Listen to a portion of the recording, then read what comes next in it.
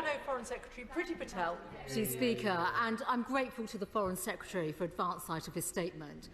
The humanitarian situation in Gaza is appalling, and we continue to see the intolerable suffering of life being lost. A sustainable end to this terrible conflict is urgently and desperately needed, and that means the release of the remaining 58 hostages from the cruel Hamas captivity that we've all witnessed for too long. It means a significant increase in aid getting into Gaza. And it means a new future for Gaza, free from the terror and misery caused by Hamas, who bear responsibility for the suffering we've seen unfolding since the 7th of October 2023. Now, Madam Deputy Speaker, I'll take each of these three issues in turn. Firstly, on the hostages, can the Foreign Secretary explain what recent engagements he's had on trying to secure their release and return to their loved ones? Is Britain contributing to an overall strategy to free the hostages? Are we in the room for these critical discussions? Because we know the hard work that went into all of this at the beginning of the year. Secondly, on aid. I've been asking the government for clarity over the way it is using its influence to get aid in for weeks. On the 6th and the 14th of May, we questioned the Minister for the Middle East on steps being taken to unblock aid delivery. We've asked the government for details on the engagement it was having with Israel, what the response was to Israel's plans for an alternative aid delivery model, what practical solutions the UK has worked on with Israel to address their concerns about aid diversion, and no substantive answers were given. So what has the government been doing in recent weeks to facilitate the delivery of aid and find practical solutions with other countries to get aid in? Have the government just been criticising Israel, or have they been offering to work constructively to find solutions on aid delivery and securing a ceasefire? We see from the joint statement issued yesterday that the government and other international partners may not be supporting or participating in the aid delivery model proposed by Israel. So can the Foreign Secretary explain why that conclusion has been reached? If I can return to my statement, how does the non-participation help to get aid into Gaza and to stop the suffering that is being experienced by everyone? And while members shake their heads, we should be all focused on securing that. Members opposite should be ashamed of themselves, because the focus of this House should be on getting aid into Gaza. Because the UK, and I can speak as someone that has supported aid getting into Gaza and other humanitarian crises, and the member opposite might want to even intervene rather than calling me out and saying that my comments are shameful, because the UK has consistently been a leader when it comes to world aid delivery. So we should be at the forefront of finding practical solutions, supporting the delivery of aid of those in need. So has the Foreign Secretary, with the approach that he has just outlined towards Israel, done all he can to secure an increase in aid? And has the UK's influence actually fallen now when it comes to this entire aid discussion and also the dialogue we've had with Israel? Third, on the future of Gaza, the government has agreed with our position that there can be no future for Hamas. That's completely non-negotiable. So what practical steps are being taken to end their role in Gaza and dismantle the terrorist infrastructure? What coordinated international steps are being taken to stem the flow of money, weapons and support bankrolled by Iran? We're still awaiting an Iran strategy coming from the government. Can the Foreign Secretary expand upon this? We had the statement last month from the Foreign Secretary on the MOU with the Palestinian Authority. Can he give an update on what steps are being taken to improve the governance of the PA? Because the MOU posed many questions, and I don't need to go over those questions. I've raised them previously. The UK obviously needs to be involved in this process, given our historic role in, for example, the Abraham Accords.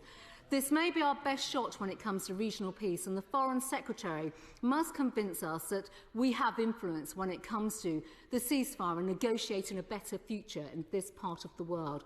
And can I ask the Foreign Secretary what discussions have taken place with one country that does have influence, and that is the United States administration, when it comes to peace efforts and also getting aid into Gaza? Madam Deputy Speaker, I just want to conclude by saying a few things. Strong words will do little to resolve the real challenges that are taking place and the suffering that we are seeing day in, day out. And it should be a cause, that's a matter for your government to address, it should be the cause of concern that we've reached a situation now where the statements and actions, if I may say so, that have been echoed by the government today, and by that I'm referring to the Prime Minister's joint statement with France and Canada. That statement and actions of this government have now been supported by Hamas, a terrorist organisation that I prescribed as Home Secretary. They've actually put out a statement. I'm sure the Foreign Secretary has seen that. Now, the Foreign Secretary's decision to tear up trade negotiations with Israel and if I may finish, and actually stop the bilateral roadmap will not only, it's not shocking, these are important questions. These are important questions. So can I just ask them, if the Foreign Secretary if the Foreign Secretary can't answer these questions, that's fine. So then please do answer these questions, because they're important. Well, I would if members didn't keep interrupting, because it's quite obvious that the government doesn't want to respond to these important questions. I think it is important now, because there is so much human suffering. I understand the points that the Foreign Secretary has made with regards to the steps that he's taken with Israel. But how is this going to help now when it comes to wider security issues, threats from Iran, and how do we know that this will not be self-defeating in any way forward? Foreign Secretary. Well, Madam Deputy Speaker, for decades there has been a cross-party commitment to a two-state solution in the pursuit of peace. Friends of both Israel and Palestinian people across this House. It was the Thatcher government that imposed an arms embargo after Israel's invasion of Lebanon in 1982. It was David Cameron who first called Gaza a prison camp, and it was Theresa May's government that championed the UN Resolution 2334 on settlements. It was William Hague who worked with John Kerry on the push for peace and condemned the idea of moving the British Embassy to Jerusalem. Sadly today, it seems that the Conservative Party, or at least the current front bench, is refusing to confront the appalling reality of what is happening in Gaza and what the Netanyahu government is doing. The Honourable Lady seems incapable of offering any serious criticism about the egregious actions by the Netanyahu government, unlike many honourable members, on her own side. I think the whole House should be able to utterly condemn the Israeli government's denial of food to hungry children. It is wrong. It's appalling. Will she condemn it? Well, the whole House has seen. Opposing the expansion of a war that has killed thousands of children is not rewarding Hamas. Opposing the displacement of hundreds of thousands of civilians is not rewarding Hamas. On this side of the House, we are crystal clear. What is happening is morally wrong, unjustifiable, and it needs to stop. And that's why we've taken the actions we have. She knows that hostage families are deeply concerned with what is happening. They're deeply concerned with their loved ones. She knows that. She knows that we oppose the blockade on aid. Does she? It wasn't clear from her statement whether she does oppose the blockade of aid to children.